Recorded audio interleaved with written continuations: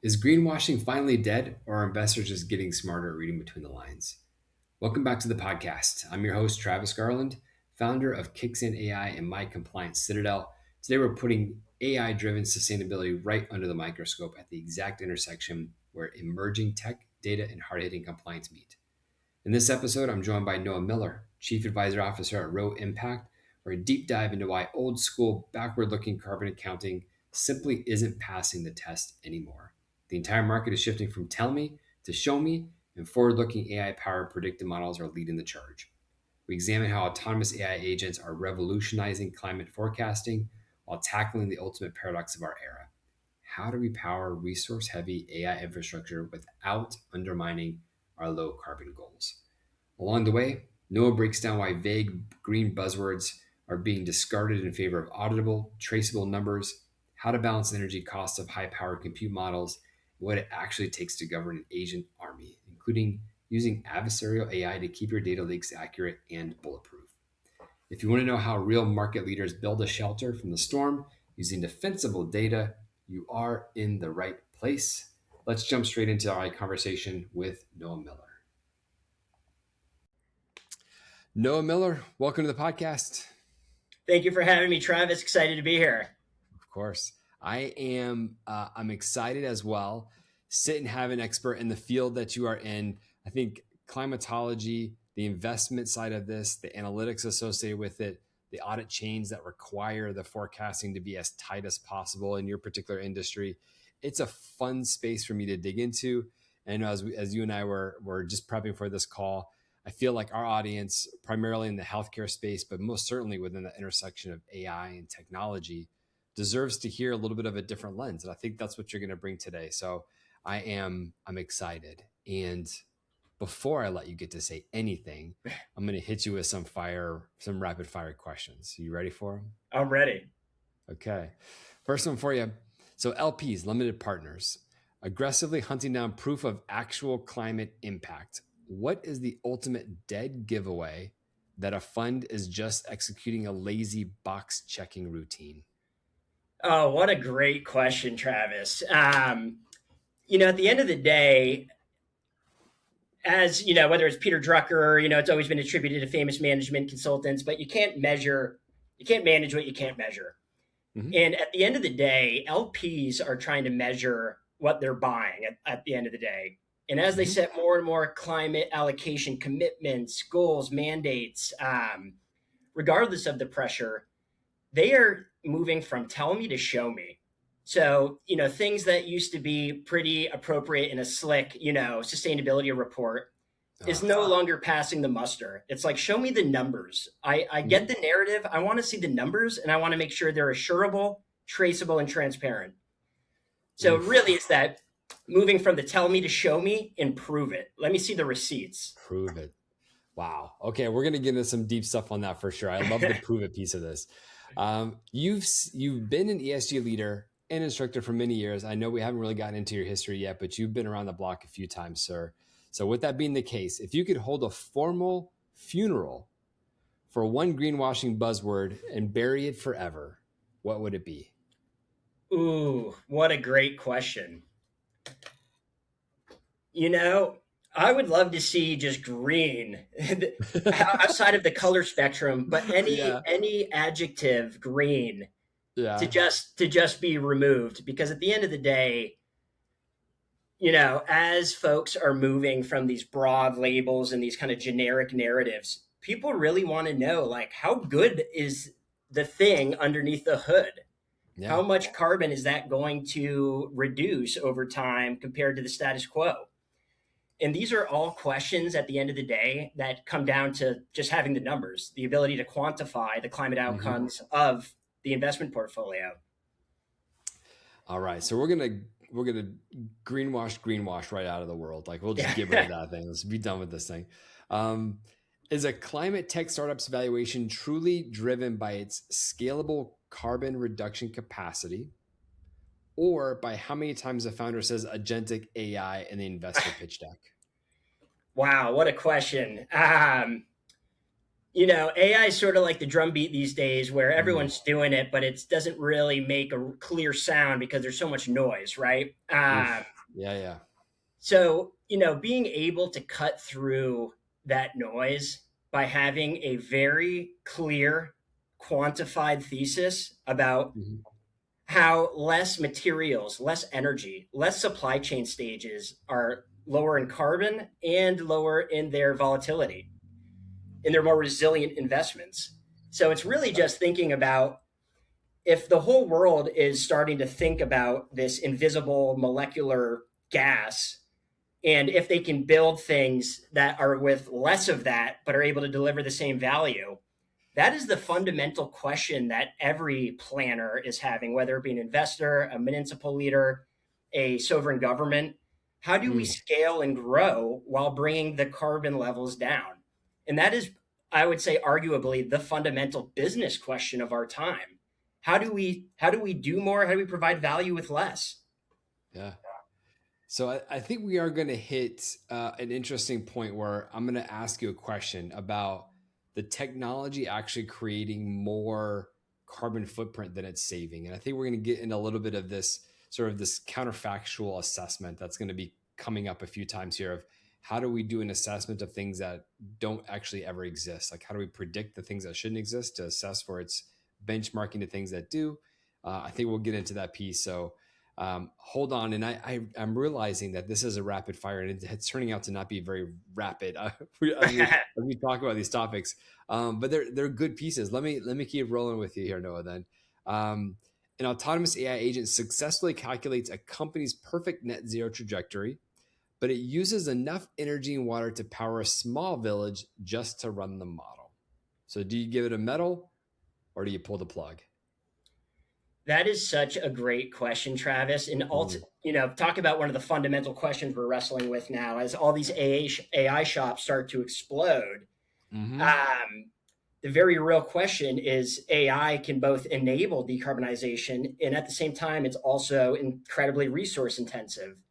And as all these data centers get built out, they're going to have to be building with low carbon materials and energy Mm-hmm. sources in a way to keep the emissions intensity of the asset down.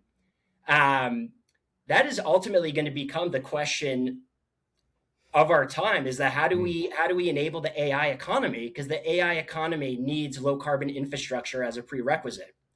Yeah. So back to the question of the do where do I put the metal on that? Yeah. I would say the metal would be a gold if they do the plan that the AI and all the environmental resources required to analyze that plan.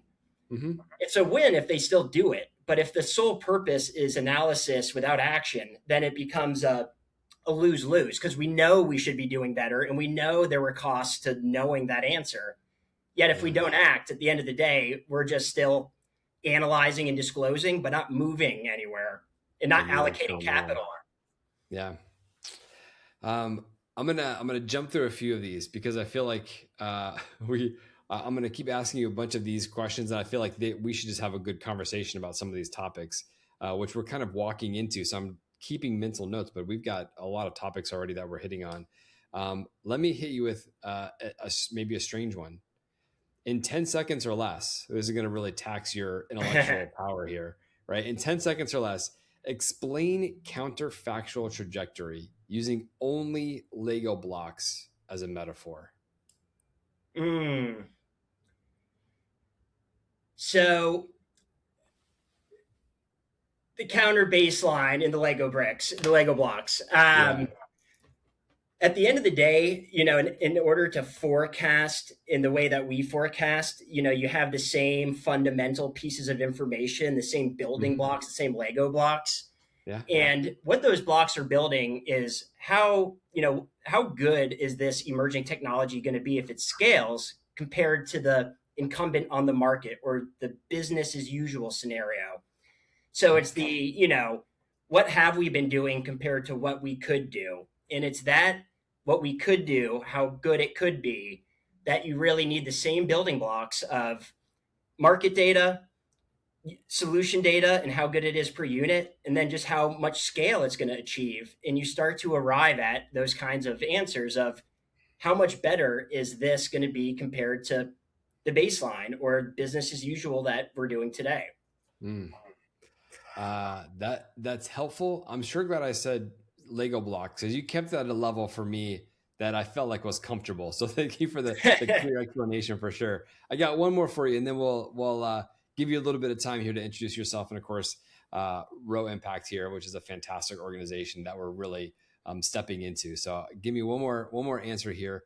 Ultimate superpower, is sustainable innovation the ultimate corporate superpower, or an oxymoron that just looks great on an MBA brochure? Ah, that is funny. And for folks in the audience, I got an MBA in sustainable innovation, so that's a particularly funny. Maybe on the Um, nose. Sure. yeah, yeah. You know, I think it is great marketing for a university degree, and I think it really is the fundamental set of capabilities that this next economy is going to require. And when we talk about sustainable innovation, right, we're talking about solving problems in new ways.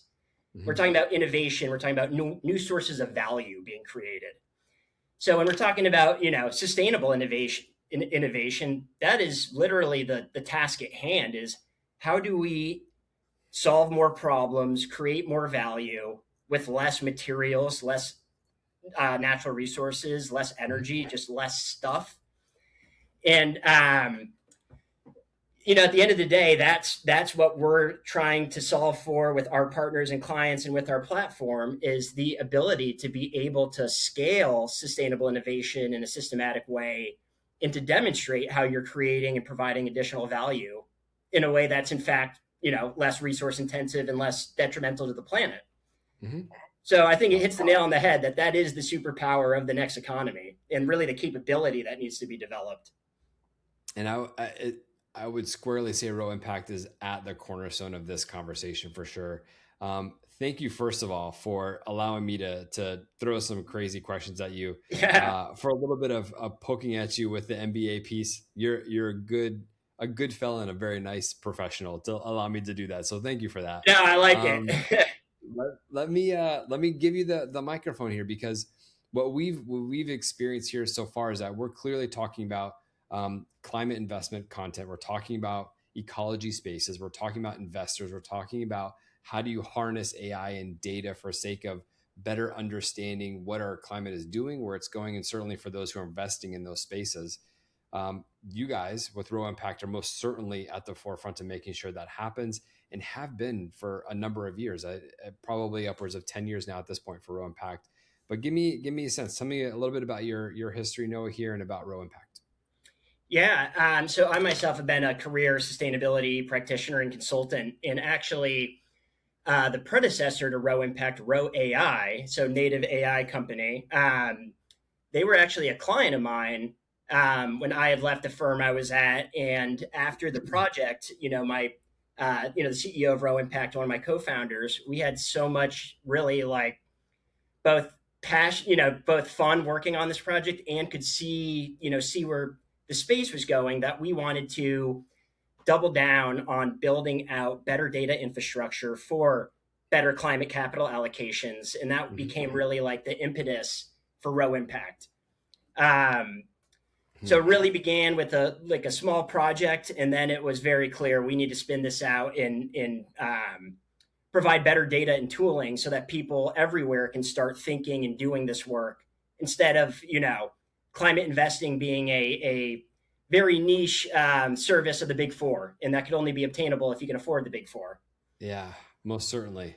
So tell me, when our audience thinks about things like, carbon footprint as an example, the idea that carbon accounting is something that is very much so kind of a backwards looking thing. Like, here's what it is, right? There's a sense of here's what's been expended and released into the environment, and we're calculating those pieces.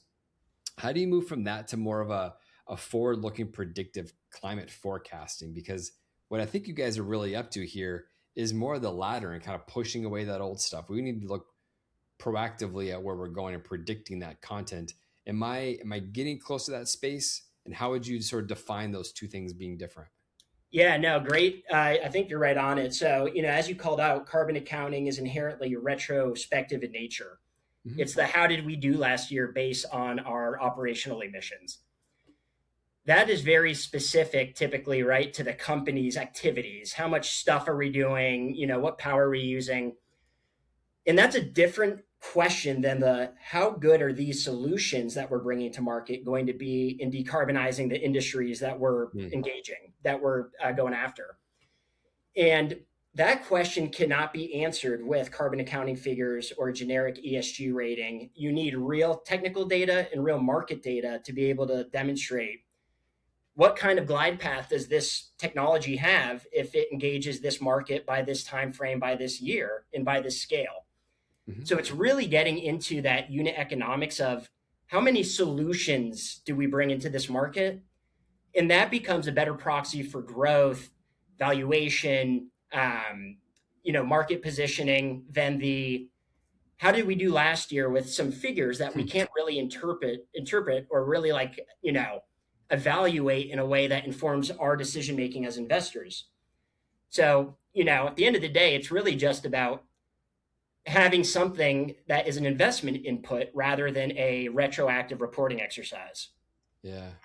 It feels like if sort of take the administration timelines out of this for our country, the idea that ESG had become such a prominent space, and I remember sort of thinking back years where ESG became such a powerful component. It was actually part of many cultural conversations within organizations where you really are talking about sustainability within the ESG space, right? There's a few other areas within ESG clearly, but that sustainability footprint was becoming a topic of conversation around core things like what kind of facilities are we going to be stepping into, and when COVID hit, that became another conversation, right? Mm-hmm. Why do we need all these facilities to be used by our giant corporation when we know that people aren't going to be here, and how long are they not going to be here, and what's that split between driving in versus the footprint of the building itself and the utilities of that kind of work. And that all sort of is old. If I shouldn't say old school, that is feels like right now as we're talking to be old calculations that frankly climate investors are just like, what is the point of that? Well, we need something is a bit more forward looking, and this is where you really positioned us. So the misconception for investors, whether that's ESG compliance or a true climate impact, if you think about the misconceptions that are happening in those spaces, where do you feel like is the most significant space where we still have to grow? Like we moved from a basic ESG conversation, now we're talking about forward looking forecasting. There's clearly a lot of space between there. Where do you think the biggest misconception is for just the average person or average company who is in this space? Yeah, yeah. Well, I think the biggest general misconception is when you hear someone that responds oh, we don't have to do that stuff because we're not like a B Corp or we're not a green company or, Mm, because our investors haven't told us what's your ESG rating. The okay. climate doesn't give an F what your personal values or politics are. It's like anybody who is a sophisticated investor and business person knows that a changing climate influences the return profile of the portfolio and the Mm, operations of companies, whether we call it acts of God, bad weather, or just like a really shitty outcome. yeah. It's like Yeah. what we call it doesn't change the fact that it's here. And there's a big misconception in the market that, TCFD reports, for example, that we are describing the risks that we've identified. We all know what the weather is going to be like in the future. So disclosures cannot be a wordy feather, weather forecast. They have to show Mm, you how you're going to build the shelter from the storm. And that's what we're trying to do is we know the weather is going to be it's going to be wet, it's going to be dirty, and it's going to be a lot of natural resource scarcity issues. yeah. So, at the end of the day, we can call it what we want, but those are all material issues that impact every company in their supply chains. So it's really, I think, getting into brass tacks about what are we talking about when we're talking about these issues, because it's not about employee volunteering programs and corporate philanthropy. It's about are Mm, we going to be able to run our business when there's no water, and water is a key material input for our products. mm, Like you don't have to be a brilliant businessman to understand that you know if you have requirements that depend on the environment and those start to go, lose supply, that's going to Yeah. directly impact the bottom line. Uh, so let me go another step then, because you're inching me close to this concept. So let me jump right on in. We're sort of at the bank of it.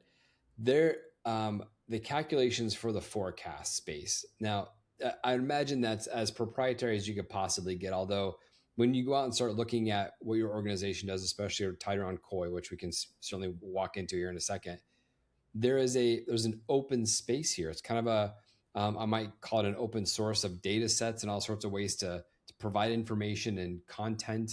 And as I just think about the math that's associated with this calculation of being able to provide auditable forecasts, help me help me decouple the difference between this sort of narrative around the green solution and a defensible number that sits within your guys' forecasting models. Like, Yep, yep. split those apart for me.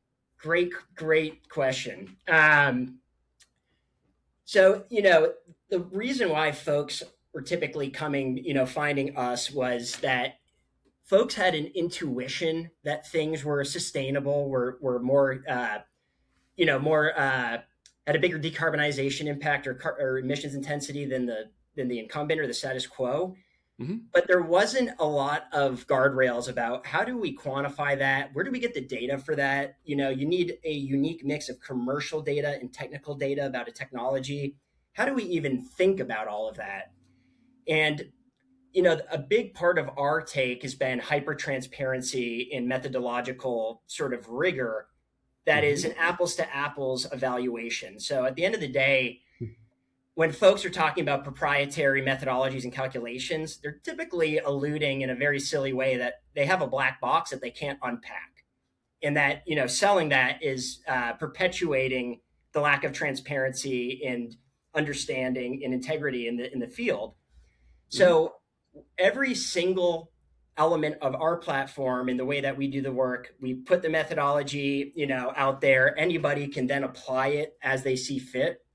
Um, but ultimately, what we're trying to get to is for folks to be able to prioritize and have some sort of way to align what levers and what investments they would do, but with Mm-hmm. numbers that they can actually act on and that they can put into their EBITDA forecasts, and they're able to actually have like a investment input and variable versus a sidebar of impact metrics that are really for the narrative and for the you Mm-hmm. know to satisfy the stakeholders, but it Yeah, the doesn't really brochure. say anything at the end of the day.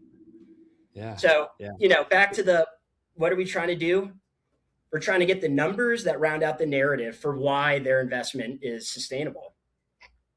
Gotcha.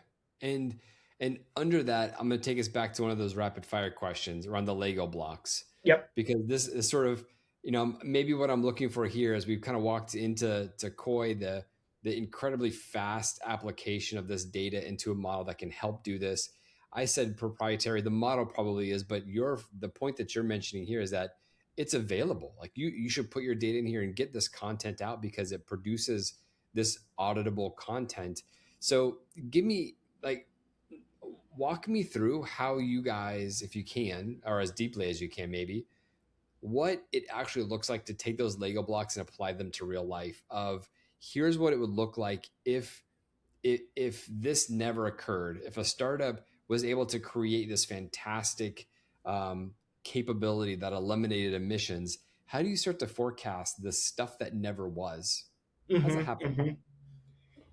Yeah. So first of kind concepts, folk investments. Mm-hmm.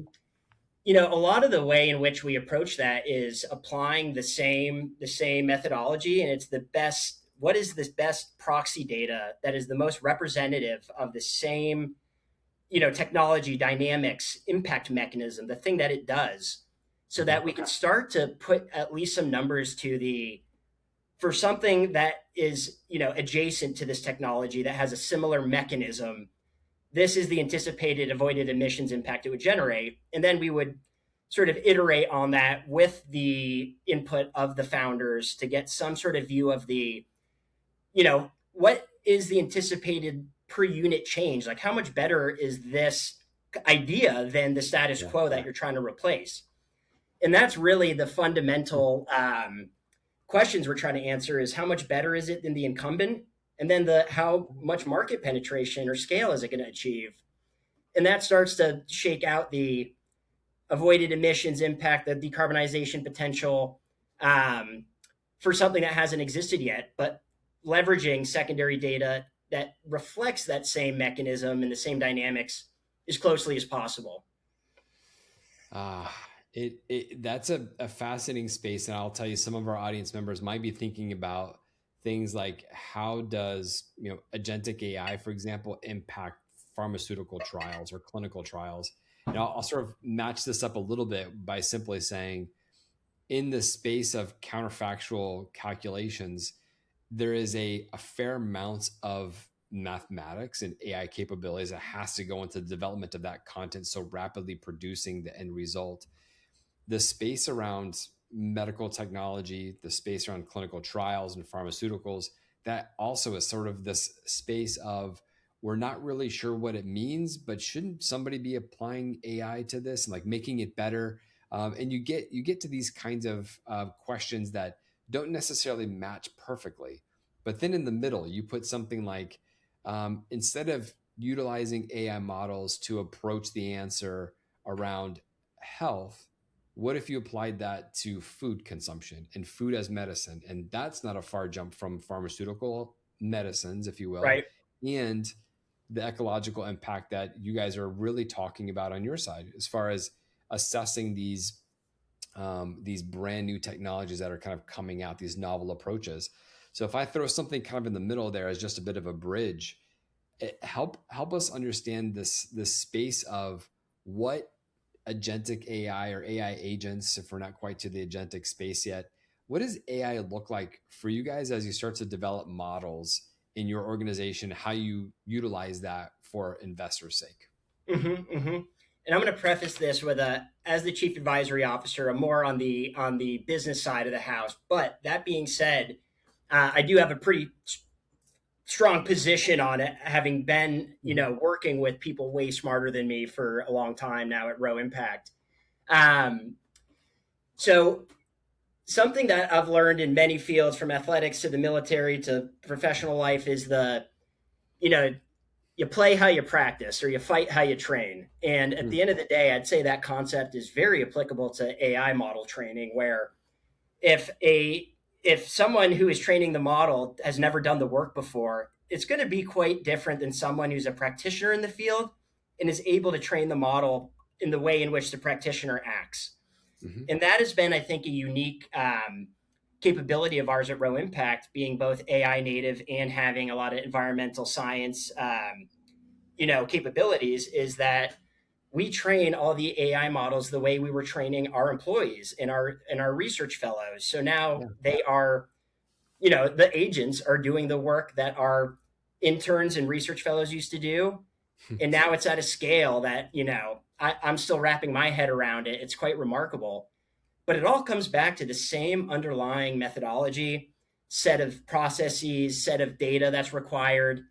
And we've essentially transitioned the intern army into the agent army to be able to continue to scale this. Yeah. So it's been quite remarkable, as someone who's kind of been through that transition of the people training to now the agent training. Yeah. It is a question on two different sides. The first side being, do agents need to be onboarded as staff members?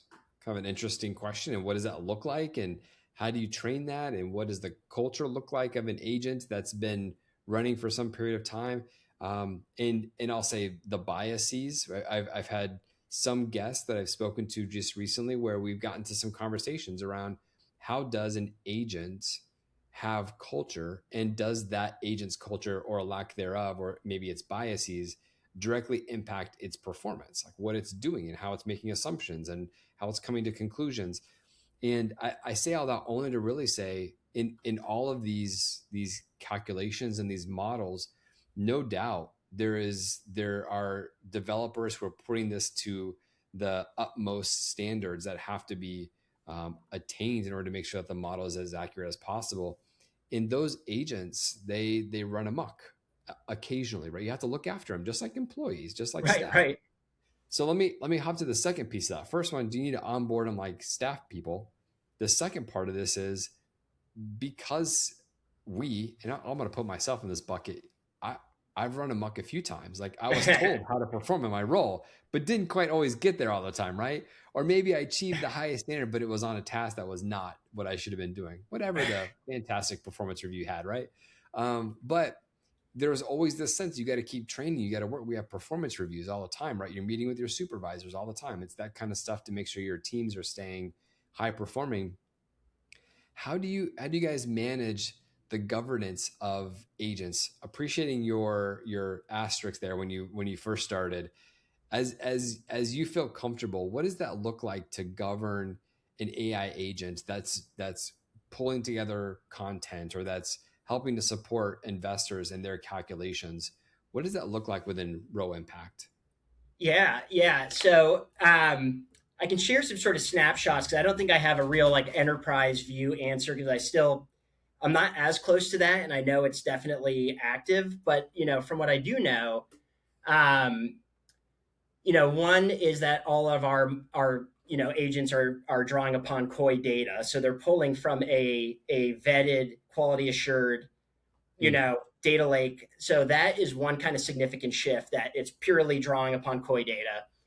The other element that I've seen in practice on our end is, and I'm sure you know exactly what they're called, but it's essentially like building the antagonist agents to really gut check the other agents and having yeah, that sort of yeah, iteration cycle. I know there's a word for that, but in my layman's non-tech term, it's like you've got the hard ass agents keeping the other ones honest on where the data is coming from, if it's been vetted, if there's been any error mhm, areas, emissions called out. yeah, yeah. So that's been pretty Well, remarkable to see. I like it, and the soldier trains as, or is it fights as they train, right? Yep. Um, that space, like in the same vein here, the orchestration agents, which might be sort of akin to what you're going toward. There's probably no like real definition for like hard ass agent, although that would be an amazing Yeah. title for an actual technical agent. That might be great. But yeah, there's in some models, right? Those orchestration agents are really those ones that might say, "Hey, this is what you're supposed to be doing. You're not acting within your bounds. Here's the issue. I'm going to check to make sure you did your stuff right." So there's those quality control agents that are doing their thing as well. Within my compliance citadel, our compliance layer make sure that at runtime agents are bounced up against whatever those compliance standards are so that they don't go running amok, right? They could do Mhm. whatever they want to do within the workforce itself, but as soon as they start to go out and take contextual data or information they shouldn't outside of the walls of the organization, our layer protects that and says, you either stop it, you pass it through because there's nothing really proprietary or protected in there, or might raise it up to a CISO like yourself or an advisory group or somebody in the compliance office that would say, hey, like this is okay or it's not okay, and then human gets to check it. um, those agents though, we know they kind of like do their own thing sometimes, and it's a fascinating space to think about how we ensure compliance, because just as another colleague of mine would say, AI compliance is compliance right now. Like just Right. throwing AI on the front of it doesn't make it a new thing. It's a new boat, a new vehicle, a new plane for it to fly out of your organization on. It has a different vehicle, but it's still data that shouldn't be released or used in a specific kind of way. And that's the interesting dynamic that we find ourselves in, is that people are okay talking about compliance, but as soon as you say, is your agent acting in a compliance fashion, it's like they've never thought of the fact that your agent could be doing something that's either externally non-compliant or internally not governed correctly, right? Right. It's Right. acting against your guys' standards in your COI models, for example. But I'll step back from that a minute and say, I just recently had a conversation on a podcast, Dr. Kelly So from AI for Purpose Advisory. She was making some really great comments around how in the world does AI impact our environment, our climate?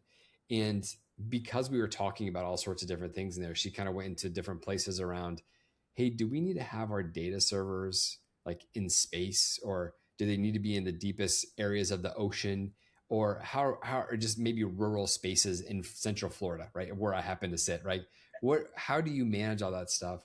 And that's a fascinating space for me, sort of beyond the outside looking in here, Noah.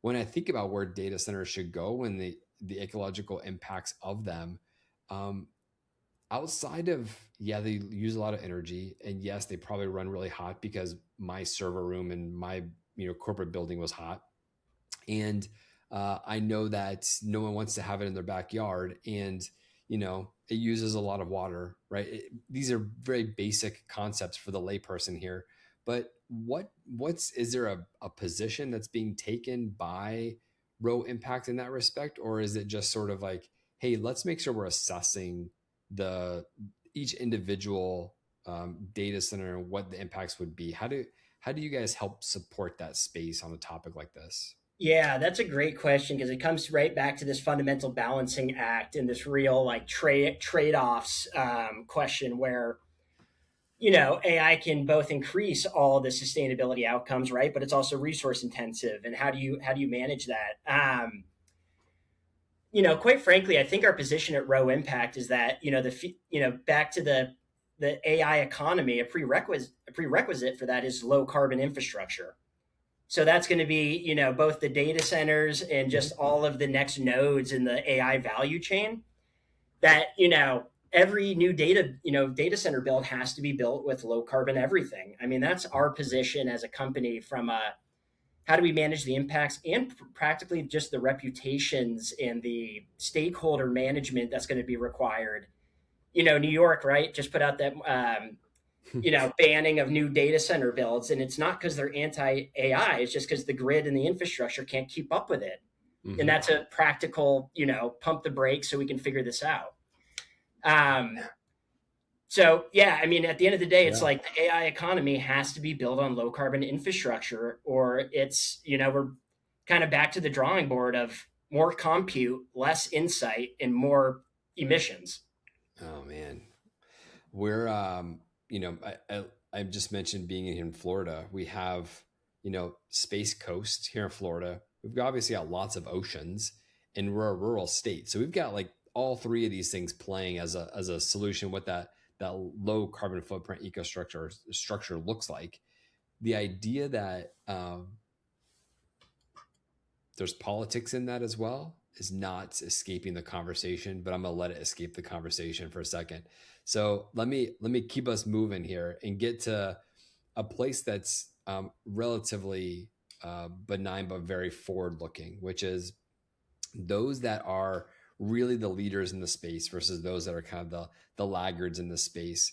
What is currently separating those two groups with respect to climate intelligence?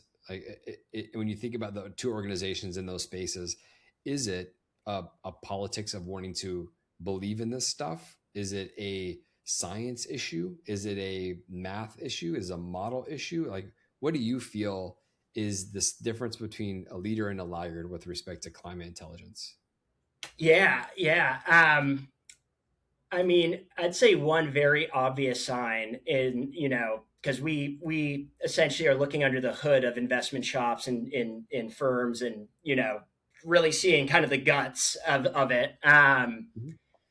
Folks that are baking this concept of the emission reduction potential or the decarbonization outcomes, baking it into each phase of the investment process, from diligence to evaluation to allocation and sort of value, supporting the company with value creation. That's one very tangible sign is it actually baked into their core investment processes, and are they doing these analyses at the speed and rigor needed for real decision making?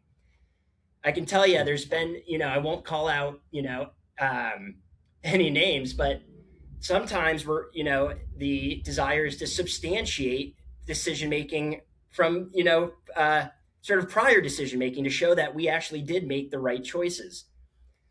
And, that's definitely, the more it's already happened and we just want to prove that it was a good idea that we did it versus Mhm. we're baking this into how we view our trajectory, how we view our strategy.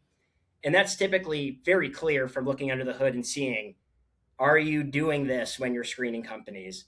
Are you doing this when you're helping them to access new markets? Are you Mhm. reporting on their outcomes? Pretty basic stuff, but complex in Yeah. practice. And that's like the first sign of like the leader laggard dimension. Is it a slick marketing copy, or can they show that they've been quantifying these things throughout the process? Yeah. Yeah. I would say maybe just as we get towards the end here, Noah, I've got a piece here that's just kind of hitting my brain on that exact point, which I'm glad you kind of walked me into this. The idea that there's a governance standard or that there's a technology that's out there that's going to really kind of lock in this climate intelligence. It feels like that leader versus laggard piece could also kind of be defined as um, it's either an operational metric and it's just kind of something we pay attention to, or it's a fiduciary responsibility of the organization. And those two pieces in my mind, and I'm leaning in a little bit into your company's mission here, that those two things are likely pretty close to the leading versus laggard space. The leading space are those companies that really see it as the fiduciary responsibility for them to kind of be ahead. Those that are lagging may be those that are just continuing to have it on their KPI list somewhere or an OKR trigger list, for the board meetings.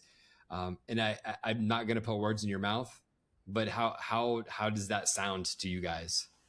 Yeah, I'd say that's spot on. It's like, people that are treating this as a core financial metric and core investment input and really are trying to measure what they're buying are going Mhm. to be the ones that are going to get the most value and the most, kind of competitive market edge by leaning into this. And, the you didn't ask me this, but I'm going to raise it because I get it asked all the time in discussions on the like, is ESG dead? Is climate dead? Is this stuff dead? Like, is what is this? And I would say really it's that this space isn't dying out; it's growing up. And when you grow up, you mature, you have Mm. more clarity on who you are and what you're out here to do, and you're less vague and oscillating between thing. So point being, it's like lazy sustainability, lazy climate thinking is dead because those are the folks that are now getting, they're not getting the capital mandates, nor are they getting, any value from it. They're just losing. Yeah. So, when it's, as you said it, folks that see this as fiduciary duty, a wetter, dirtier environment with less resources is material to the portfolio, regardless of personal values or Mhm. philosophy. They're going to be the winners. They're there. That's fair. Well, I will say that it's been a delight to have you on the call, Noah. I've gotten I don't know 10x in my own intelligence on the topic, so I appreciate you helping me out on that. But I want to make sure that I leave a little bit of time and space for you. Anything that's on your radar, any comments coming from Row Impact that you want to make sure that our audience is aware of. You get the microphone. Have at it, sir. Yeah, well, I would say anybody listening, whether you are a climate investor or not, if you like money and you want to maintain your returns, think about this stuff. And if you are a climate investor, check out koi.eco and make a free account. Everybody can make a free account, and the more folks that are thinking about these topics, that are engaging with this content, the better we're going to be. So I appreciate you having me here, Travis, and thanks for Yeah. having me. Of course, of course. A very professional, esteemed leader, and certainly just an approachable guy. And I think that goes a long way to people just realizing they can reach out, get some more information from you or your organization, and be in a good spot. So, thanks again, Noah. We'll close it up there, and we'll talk again soon, sir. Awesome. Thanks again for having me. All right.